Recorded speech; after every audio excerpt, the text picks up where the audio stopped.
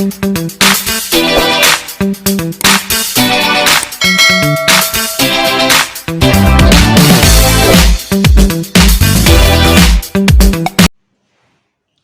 makna tersirat dari puisi Padamu Jua itu? Siapa yang dapat?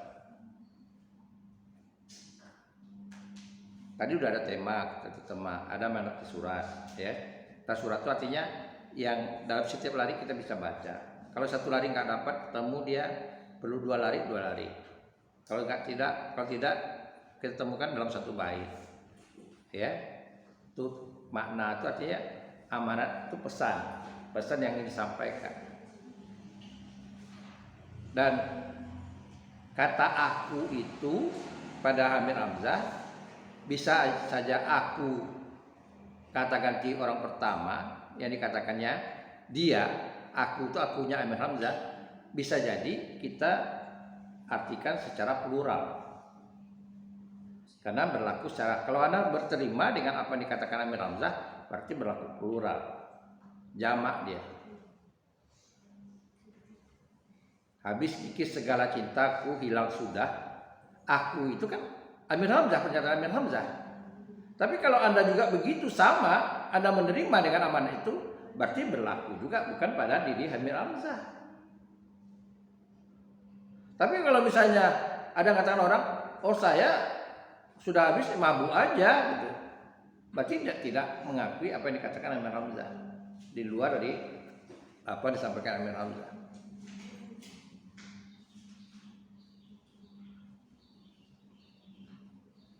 Coba, habis kikis segala cintaku hilang sudah, aku kembali padamu seperti dahulu. Itu apa makna tersiratnya? Kalau tersuratnya sudah kita bicarakan tadi. Apa makna tersiratnya? Pesan tersiratnya apa? Apa? Itu tersurat atau tersirat? Tersurat atau tersirat? Coba apa makna tersiratnya? Kalau ada interpretasikan, saya ulangi lagi. Lirik tadi Anda ada di HP Anda ada. Habis kikis segala cintaku hilang sudah, aku kembali kepadamu seperti dahulu. Itu apa makna tersiratnya?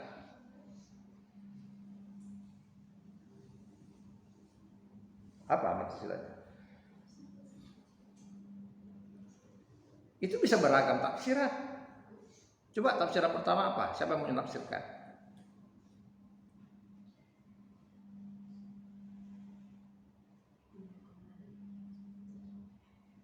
Itu Pak, orang yang sudah menjalin hubungan yang lama, tapi belum tentu mereka itu ditakdirkan untuk bersama. Saya kurang tepat. Ada yang lain. Tentang taubatnya seorang hamba. Apa? Taubatnya seorang hamba. Taubatnya seorang hamba. Itu kan mana tersurat? Tersiratnya apa? Coba.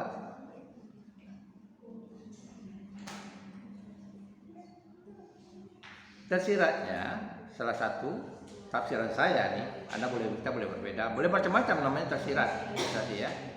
Ya manusia itu kalau sudah kepepet dunia, dah habis dunia, dia kembali ke Tuhan. Ya, karena itu katakan habis kikis, kata kunci itu habis kikis segala cintaku. Segala cintaku yang dimaksudkannya itu adalah cintanya selain dari Tuhan. Itu adalah perilakunya manusia. Ya, kalau kita suruh orang tuh yang namanya bertobat, selagi dia belum masih belum habis dia di dunia ini, dia nggak bakal bertobat. Tapi kalau sudah, nah karena itu orang katakan sebetulnya tobat yang bagus itu ketika kita dalam keadaan, dalam keadaan kita berada, bukan dalam keadaan kepepet. Tidak ada lagi, ya kita minta nggak ada lagi harta kita, nggak ada lagi orang menyintai kita, baru kita ke Tuhan ngadu. Tapi kalau kita sudah masih ada juga orang mencintai dunia ini, kita digilakan oleh harta, oleh manusia, lupa kita ibadah. Itulah berlakunya manusia yang diberikan gambaran oleh Amir Hamzah itu. Habis kikis segala cita, habis kikis artinya tidak ada lagi. Kalau habis saja itu tidak ada masa, masih ada sisa. Tapi kalau ada misalnya masak nasi, udah gimana nasi udah habis, mungkin saja keraknya masih ada. Tapi habis kikis udah tidak ada lagi keraknya, ya kan? Udah kikis, udah habis gitu. Habis kikis segala cintaku, jadi tidak ada lagi cintanya. Baru kembali kepada Tuhan. Itu salah satu contoh amanat tersirat. Amanat tersuratnya katakan tadi bicara tentang akunya. Jadi saya katakan manusia pluralnya, manusianya tadi. Ya, bahwa perilaku manusia itu ketika dia sudah tidak ada lagi cinta pada manusia, dia kembali. Nah, dia tipis dekat mana tersirat dan tersurat itu tipis. Ya, tergantung penafsiran kita. Mungkin itu apresiasi saya ya. Anda bisa saja menafsirkan yang lain. Boleh. Karena itu semakin jeli kita, semakin mampu kita mengapresiasi lirik puisi, kita semakin dapat amanatnya itu. Kita boleh baca puisi yang sama padamu jiwa pada Anda, tapi ketika mencari makna tersiratnya bisa jadi berbeda-beda. Ya, bisa jadi itu berbeda-beda. Hasilnya jadi berbeda-beda.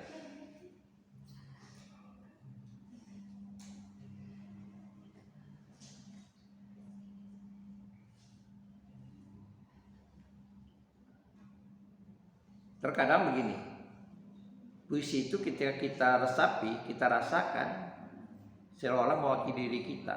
Itu kan karangan Amir Hamzah.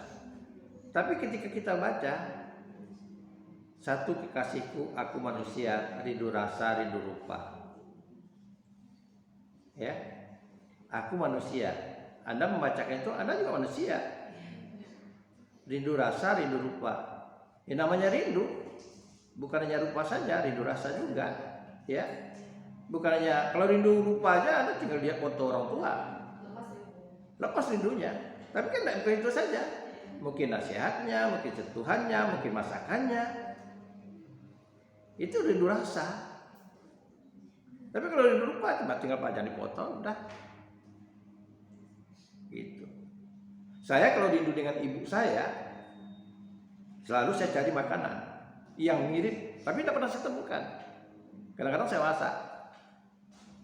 Kadang-kadang saya pergi ke rumah makan, tahu ada masakan yang saya suka. Mungkin Anda tidak suka. Tahu? Usus.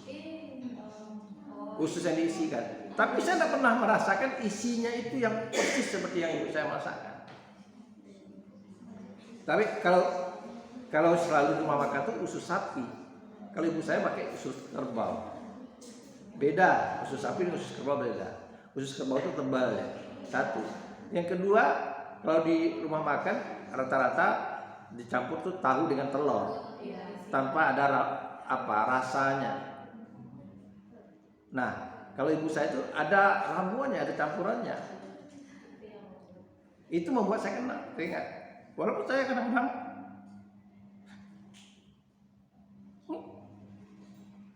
sampai 2 potong saya makan gitu, tapi tak terwakili gitu. Tapi saya okelah berapa rindu itu. Kalau Anda nanti kehilangan orang tua, Anda rasakan tiba-tiba ada rasa kita ingin gitu makan, ingin kita. Itu salah satu contoh ya, katakan yang saya suka dengan masakan ibu saya. Jadi yang dikatakan tadi mana di situ, kita tidak bisa rindu rupa aja, tapi rindu rasa. Rindu rupa saya ada fotonya, tinggal lihat fotonya. Tapi kalau rindu rasa, ya ada hal-hal yang kita ingat gitu. Mungkin kalau ada perempuan misalnya ingat ada ingin suka pakaian dia karena satu saya besar badannya sama gitu misalnya. Seperti itu. Ya. Jadi itu tadi sekali lagi saya katakan pada Anda, kedalaman puisi itu kalau kita mampu mencari atau menangkap makna atau pesan, ya, yang dikatakan dalam teori itu amanat. Baik itu amanat tertulis, apalagi amanat atau surat, atau apalagi amanat tersirat. Nah, tersirat inilah yang seharusnya kita latih, ya. Nah, efeknya apa? Dalam kehidupan kita sensitif. Kita tidak bisa kita selalu mengatakan apa yang dirasakan orang, kita terasa gitu. Sensitif kita. Anda kuliah di rumah saya, kalau ada yang misalnya naik Grab, saya mikir, aduh. Tapi saya nggak bisa bantu. Kan ada naik Grab, misalnya, walaupun ramai-ramai 7 orang misalnya satu mobil, kena 70.000, kan 10.000, pulang balik ada 20.000. Ada itu ke satu semester 16 kali, kali 2, gitu. Itu artinya yang membuat kita tersentuh. Kenapa? Karena saya biasa membaca karya sastra. Tapi kalau orang yang tidak ada sentuh-sentuh estetika itu, masa bodoh. Jadi sensitif karena itu, kalau Anda bergaul dengan pribadinya seniman, itu sangat sensitif. Kita harus hati-hati bicara pun hati-hati. Ada seniman yang sifatnya, mohon maaf nih, 1 detik bisa berubah, kawan dari lawan, ya. Antar seniman juga, saya menjumpai seniman besar di Indonesia ini. Ketika ada kenduri seni di Batam, 2 tahun berturut-turut saya hadir. Pada pertemuan pertama dia akrab begitu, harmonis. Tapi pas kenduri kedua tak saling sapa. Padahal udah tua senimannya, tapi saya sudah sebutkan orangnya. Karena beda prinsip. Kayak anak-anak. Kalau beda kayak anak-anak, nggak teguran. Gitu. Nah, kok tiba seperti itu? Ya, dia sensitivitasnya itu tadi. Itu yang perlu dia asah dalam seniman, itu yang supaya dia menemukan rasa itu bisa diwakilinya dengan diksi. Dia harus banyak membaca supaya dia dapat referensi kosakata untuk carikan diksi, ya. Lalu tadi saya katakan diksi itu tidak bisa mewakili sebetulnya sepenuhnya rasa. Tidak bisa mewakili sepenuhnya rasa. Diksi itu tidak bisa mewakili sepenuhnya rasa. Gitu.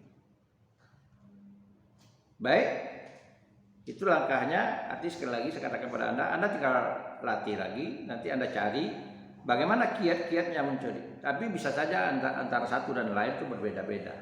Ya, saya tidak menentukan harus Anda ikuti kata saya, tidak betul seperti itu. Tapi tadi seperti saya katakan tadi,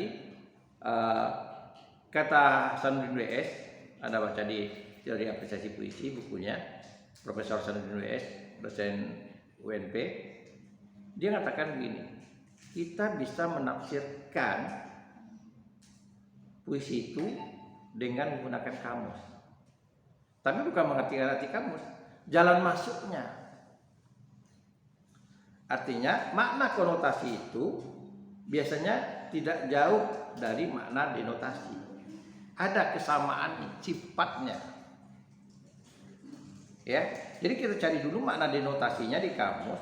Kalau misalnya kita tidak tahu nih, apalagi bahasa Melayu tadi yang tadi ada kata kandil. Mungkin baru sekali ini dengar karena baru sekali baca. Karena katakan itu jarang digunakan orang. Ya, sekarang ya. Jarang digunakan orang. Lalu ingin tahu katakan itu apa? Anda cari dulu di kamus makna denotasinya, baru nanti Anda apresiasi.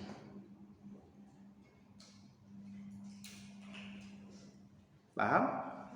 Jadi bukan berarti kita anti kamus, tidak. Mencari menafsirkan itu satu. Yang kedua katanya, kalau kita ingin mencari amanat, itu kata kuncinya tadi yaitu mencari diksinya. kata kunci diksi tadi. Diksi artinya kata-kata yang sulit. Karena disitulah rahasia si pengarang menyampaikan amanat tadi. Kalau kata kuncinya Pandora terbuka, maka dah jelas. Ya. Semuanya udah mulai terang, menderang. Nah, tadi seperti yang saya katakan pada Anda pada Muji Amir Hamzah, itu kan kental sekali. Katanya puitis sekali. Habis kikis segala cintaku hilang sudah. Nah, aku kembali padamu seperti dahulu. Kaulah kandil gemerlap. Ya, kandil gemerlap itu artinya kandil yang bercahaya. Kalau misalnya dalam keadaan gelap, ya, mati lampu, Anda kan cari cahaya. Kalau sekarang paling mudah, tidak perlu cari kandil, cari HP.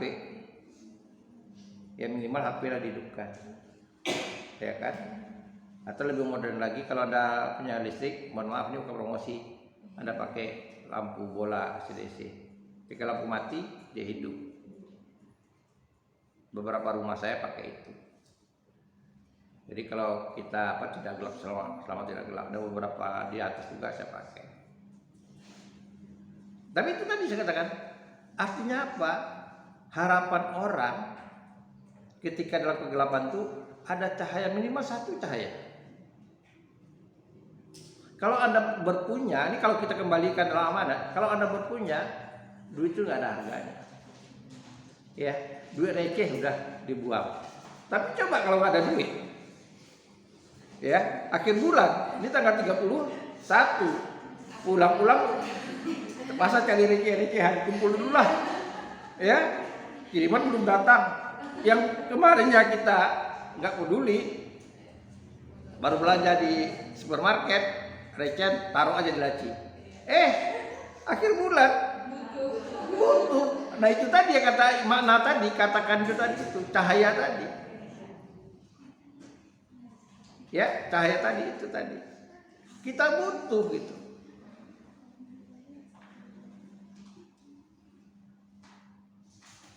Tapi masih syukur, artinya masih syukur kalau kita lihat Amir Hamzah itu masih syukur. Dia kembali kepada jalan yang benar.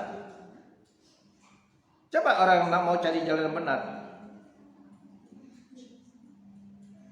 ya, akan seperti apa dikatakan oleh Srendra. Pergi ke toko India, beli tali gantung diri, mampus, kata Srendra. Ya, karena kata Rendra itu manusia itu kita hidup tuh perlu otak, perlu otot. Tak ada otak, otot dipakai. Tak ada otot, otak dipakai. Kalau tak ada otak, ada otot, pergi ke toko India, beli tali gantung diri, mampus. Nah, oke.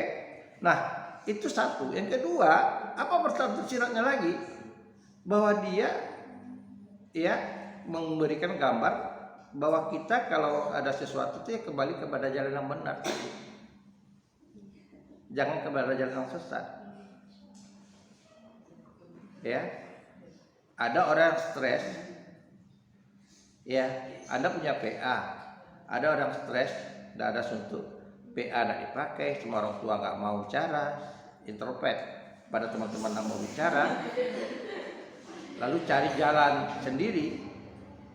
Ada loh mahasiswa seperti itu. Sudah cari jalan sesat, nyesal. Saya menemukan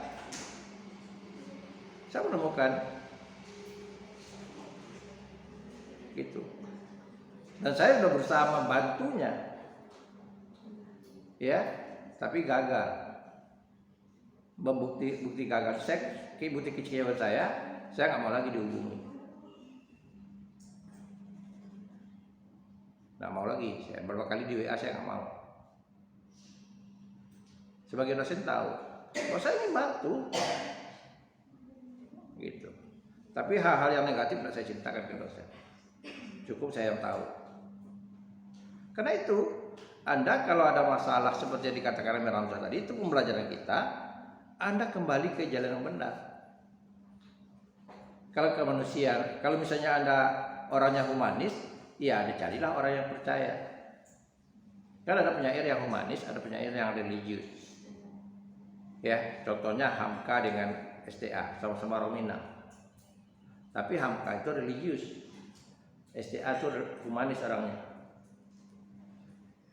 Nah, artinya kalau Hamka bicara sesuatu itu kembali ke Tuhan. Ya. Penyelesaiannya kembali ke Tuhan. Sementara kalau STA kembali kepada manusia. Jadi ada coraknya nanti di kuliah kita kedua. Bisa kita kupas nanti. Baik, sampai di situ udah 2 masalah, menentukan tema, menentukan amanat. Saya tidak tuntas ya. Selagi saya katakan begitu, tapi caranya sudah saya tahu kan. Ada masalah nggak? Ada masalah nggak? Jangan nggak ada masalah atau kontennya salah, ya. Nggak ada masalah, nggak ada ngerti. Ini seperti mahasiswa dulu kan seperti itu juga, semester 1 ngerti. Tahu-tahu kontennya salah. Saya masa komen salah. Gitu. Karena konten Anda tuh bukan hanya yang lihat tuh saya. Seluruh dunia yang punya apa dengan Anda, dia akan cari. Apalagi kalau misalnya Anda pakai hashtag teori sastra atau apresiasi puisi, muncul konten Anda.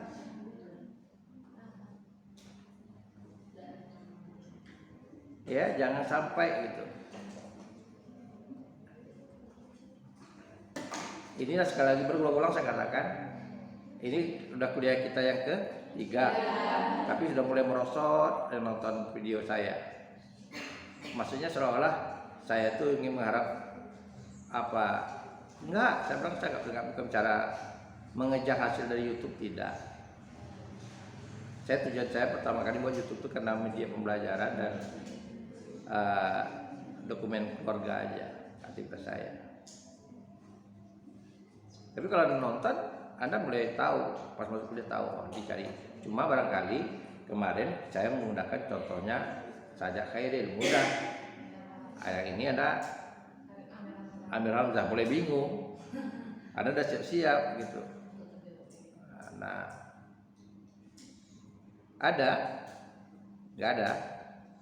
Oke, kalau tidak ada, kita ada unsur yang ketiga yang kita bahas, ya.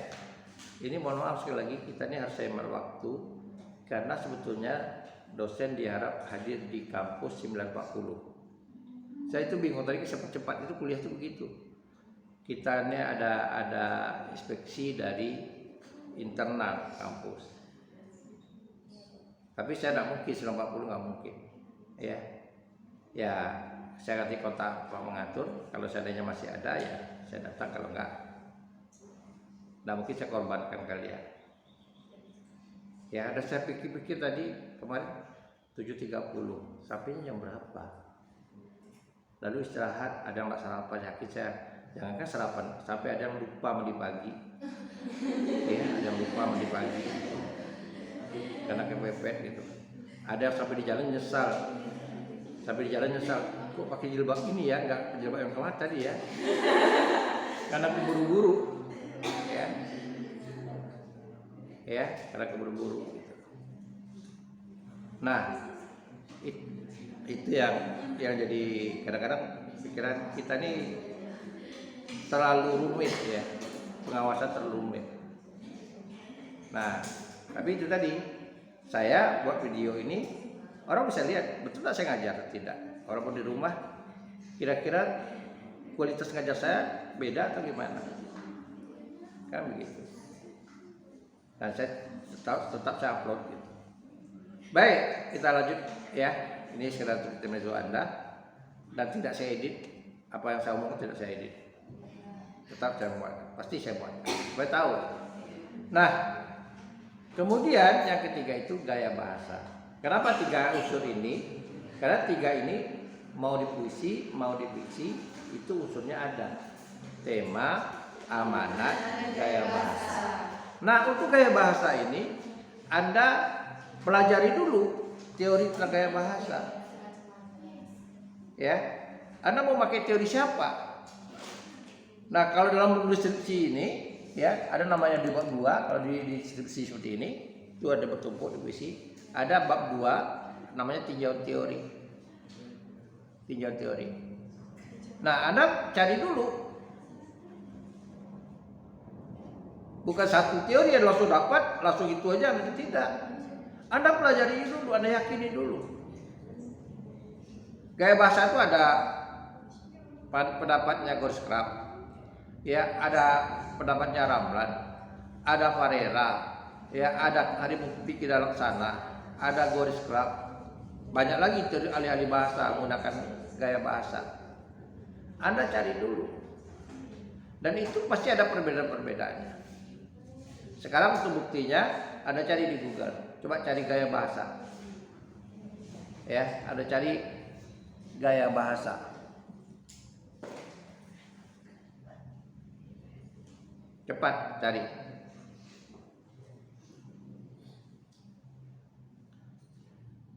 Terbagi berapa gaya bahasa itu?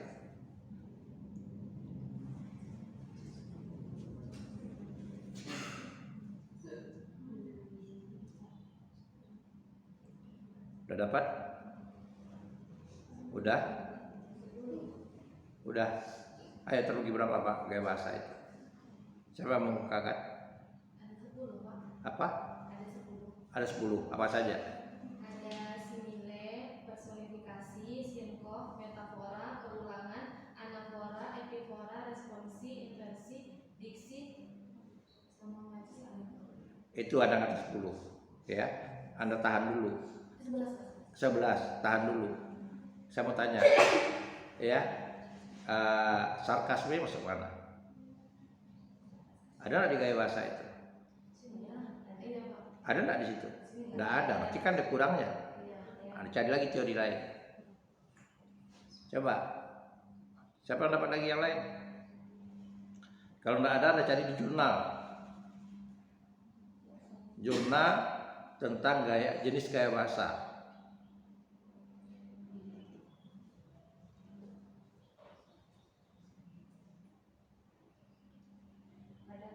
Apa? Majas pleonasme, majas hiperbola, majas repetisi, majas klimaks, majas antiklimaks, majas asidenton, majas polisidenton, majas koreksio, majas interupsi. Nah, kan berbeda dengan itu. Anda menggunakan istilah majas. Ya, ada persamaan, ada yang beda. Sekarang majas dengan gaya bahasa sama nggak? Sama nggak?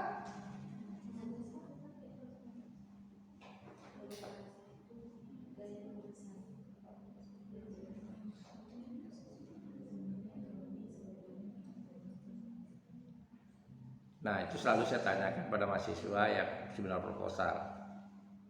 Ya, misalnya dia meneliti tentang gaya bahasa, tentang majas. Saya selalu tanyakan, majas dengan gaya bahasa itu sama nggak?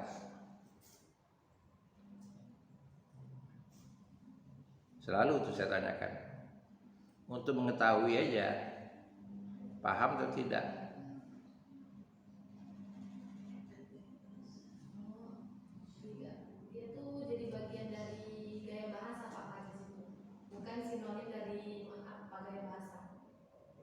Bagian dari gaya bahasa. Kalau bagian dari gaya bahasa, bagian lain mana? Apa Pak? Kalau bagian dari gaya bahasa, apa bagian lain?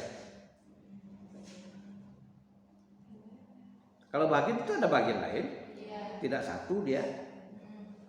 Coba, ada nggak bagian lain?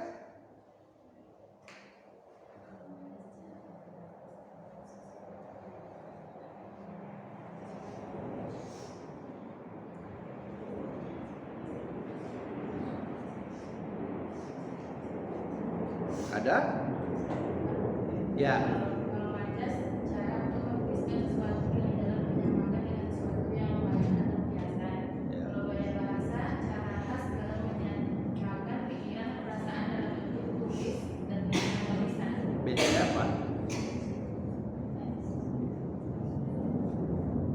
Bedanya apa? Bedanya yang satu itu dalam bentuk, yang kalau gaya bahasa dalam bentuk tulisan atau tulisan. Ya. Yang kalau yang majas itu menggambarkan sebuah kiasan.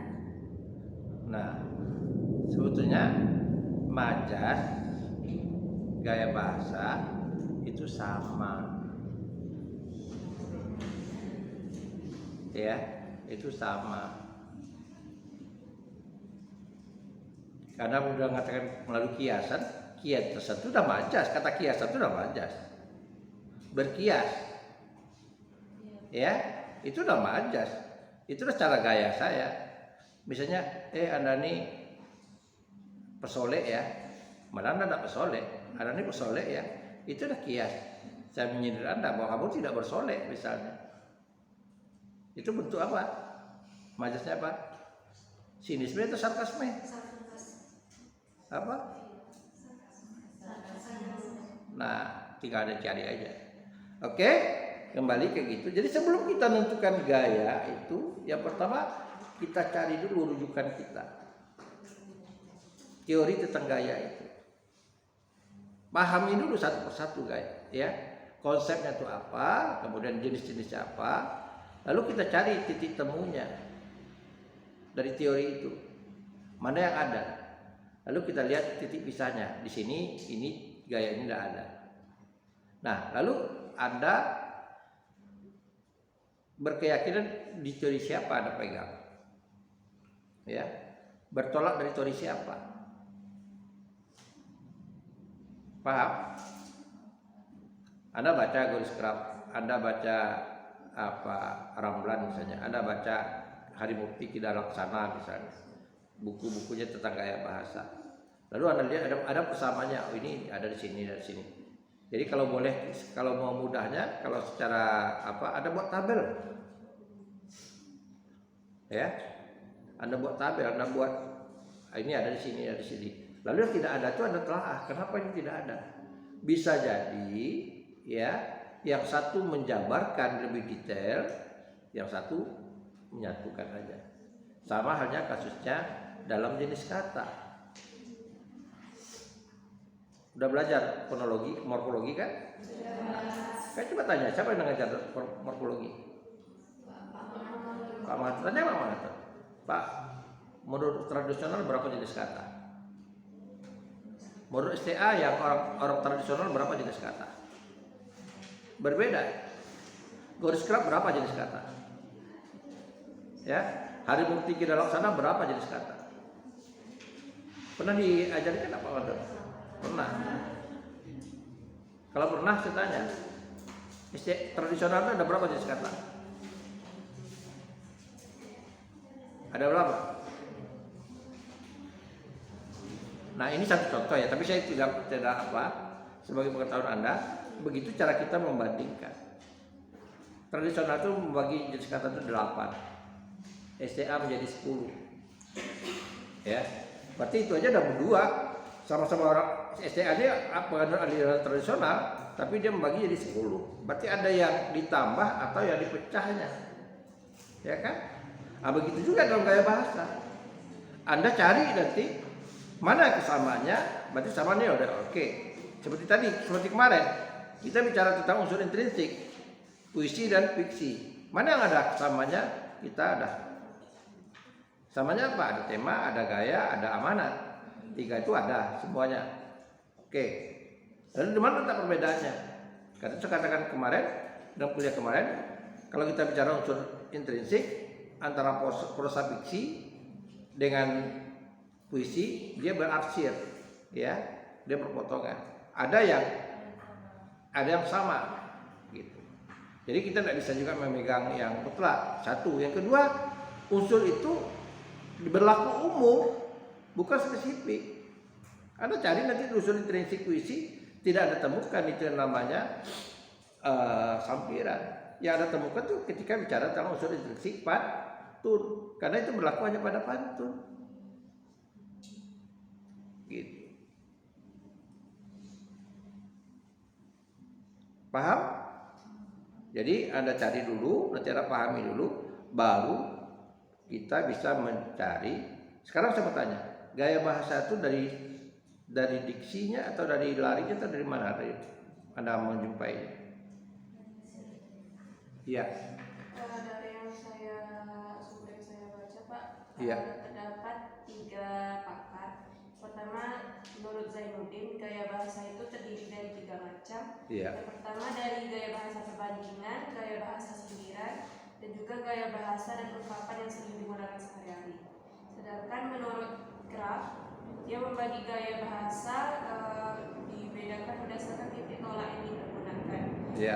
Berdasarkan pilihan kata, berdasarkan struktur kalimat, berdasarkan nada yang terkandung di dalamnya, dan berdasarkan langsung tidaknya makna yang terkandung di dalamnya. Iya. Kemudian menurut Taligan, dia membagi gaya bahasa menjadi 4 kelompok. Yang pertama gaya bahasa perbandingan, gaya bahasa pertentangan, gaya bahasa pertautan, dan gaya bahasa perulangan. Oke. Jadi yang bagi 3 begitu dia nanti ada baca lagi, ada jabarannya. Jadi dia mengelompokkan. Ya. Jadi gaya bahasa itu banyak. Jadi misalnya sindiran tadi, ya, gaya bahasa tadi pertautan tadi misalnya. Nah, kelompok yang jenis bahasa yang pertautan itu di kelompok itu. Nanti ada bagiannya lagi itu. Paham? Jadi boleh itu garis besarnya. Kayak garis itu kayak Zainuddin tadi juga bagi 3 atau yang satu bagi 4 itu dia garis besarnya. Tapi setelah itu ada cabang-cabangnya, ada bagian-bagiannya lagi. Yang kategori pertautan itu apa? Paham? Nah, tadi tambah lagi tadi yang mengatakan bahwa itu cara mencari, bukan jenis gaya bahasa. Cara letaknya gaya bahasa. Yaitu pada pertama sekali kita bisa melihat pada tingkat kata, diksi. Ya, diksi. Jadi itu ada namanya, misalnya kita mengatakan diksi itu yang berkaitan dengan citraan. Kalau bicara citraan itu artinya indera yang dituntut dari maknanya. Apa citraan itu? Kalau kita mengenal dari dulu ada namanya 5 panca indera. Sementara ini kan bukan 5. Ada penglihatan, ada raban, ada pendengaran ya. Nah misalnya ia berlari kencang, berarti kencang itu karena di penglihatan. Ya tapi ada orang katakan citra itu dipisahkan gaya bahasa Malaysia, itu tidak, itu diksi sebenarnya. Dan diksi itu hasil pemilihan diksi itu terkadang salah satu pertimbangannya itu adalah gaya bahasa. Karena gaya bahasa itu perlu diapresiasi, perlu diinterpretasikan maksudnya. Ya, perlu diinterpretasikan maksudnya. Nah, jadi saya ulangi lagi, Anda tidak akan mungkin bisa mencari gaya bahasa itu kalau Anda tidak menguasai teori. Teorinya Anda kasih dulu. Paham? Teori Anda kasih dulu, baru Anda bisa menafsirkan gaya bahasa yang dipakai. Nah, nanti Anda baru tahu nanti kenapa Amir Hamzah itu dikatakan raja penyair penjaga baru. Salah satu diantaranya dia begitu banyak menggunakan gaya bahasa tadi. Dari mana gambarannya? Tadi kan kita lihat pada Mojuan. Diksi yang dia pakai. Ya, habis kikis. Ya. Karena menggunakan habis kikis, sudah habis kikis. Kenapa? Yang pertama digunakan kata kikis kalau kita mau apresiasi itu kaitannya dengan rima, habis kikis. Ya. Kan ada Pak kata habis tandas. Kan ada juga. Tapi dia kata habis dengan kikis itu berbeda rimanya. Kualitas rimanya berbeda. Bunyi bis, habis bunyi bis, isnya dengan kikis. Tapi kalau menggunakan habis tandas, is dan as.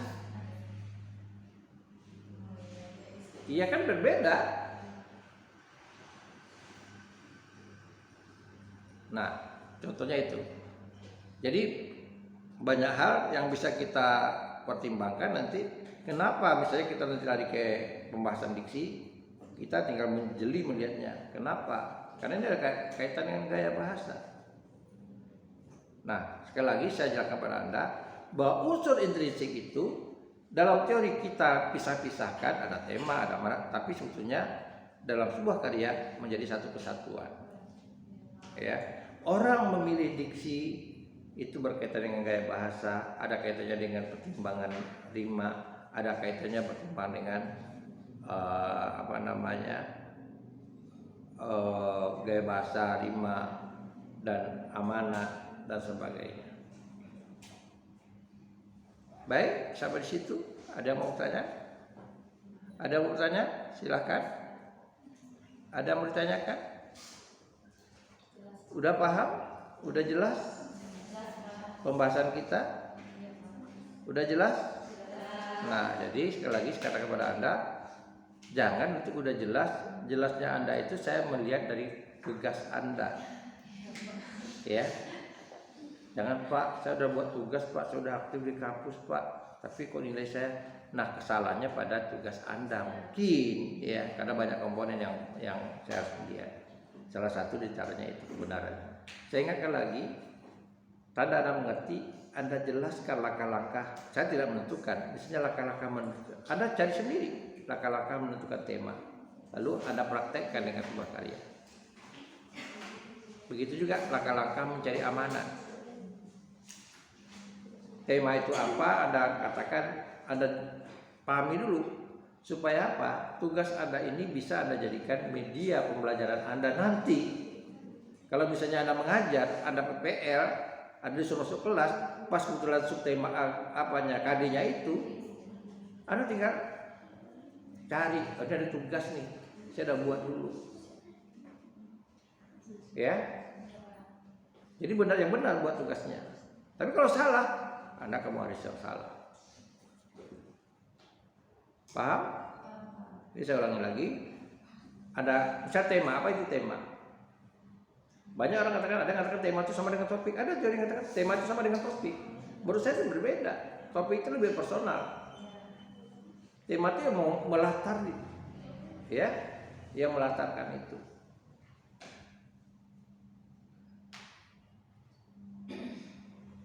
Nah, yang kedua tadi kita bicara amanat. Kalau sudah tema tadi kita tahu apa itu tema, kita jelaskan. Lalu bagaimana langkah-langkahnya? Praktekkan. Nah, bisa objeknya 3 itu sama, bisa berbeda. Misalnya tema Anda tentukan, ini contohnya di sini. Oke. Nah, kedua, gaya apa? Amanat. Bagaimana mencari amanat yang tersurat? Bagaimana mencari amanat yang tersirat? Anda cari kiat-kiatnya, Anda jelaskan. Ya, amanat itu sinonimnya sama dengan pesan, kan?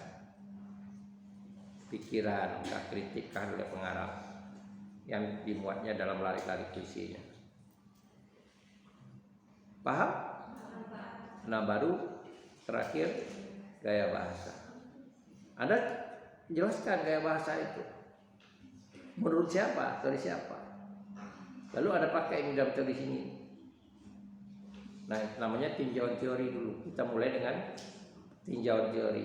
Supaya membiasakan Anda ketika Anda nanti menulis skripsi, Anda tidak kagok lagi. Yang namanya tinjauan teori. Mana tahu nih ya, saya tidak menganjur Anda, mana tahu ada yang menulis dalam sastra, Anda bisa melihat tinjauan teori itu. Artinya teori yang kita dapat bisa jadi kalau Anda bikin proposal, tahu-tahu ada teori yang Anda tidak masukkan. Coba baca teori ini. Boleh kok pengarang pemberi saran, ya, kontributor kita, dosen kita menyampaikan, masukkan teori ini katanya, karena dia mengetahui teori itu. Kalau tidak jumpa Anda cari. Gitu. Jadi ada perbandingan teori yang mana Anda yakini bisa Anda ramu titik temunya, lalu Anda bicarakan titik pisahnya teori itu. Baru Anda aplikasikan, Anda terapkan, mencarinya gaya bahasa yang sudah ditentukan itu. Gaya bahasa apa saja, tentu dari karyanya, bukan dari teorinya. Karya ini diksinya apa secara cermat. Nah, gaya bahasa itu bisa kita pahami pada komponen paling kecil itu, yaitu diksi, tingkat kata, suatu tingkat lari, ya, tingkat larinya. Atau berikutnya lebih besar lagi, tingkat bait. Nah, kalau kita bisa menafsirkan itu, berarti kita sudah bisa mencari amanatnya, karena itu keterkaitannya dengan amanat.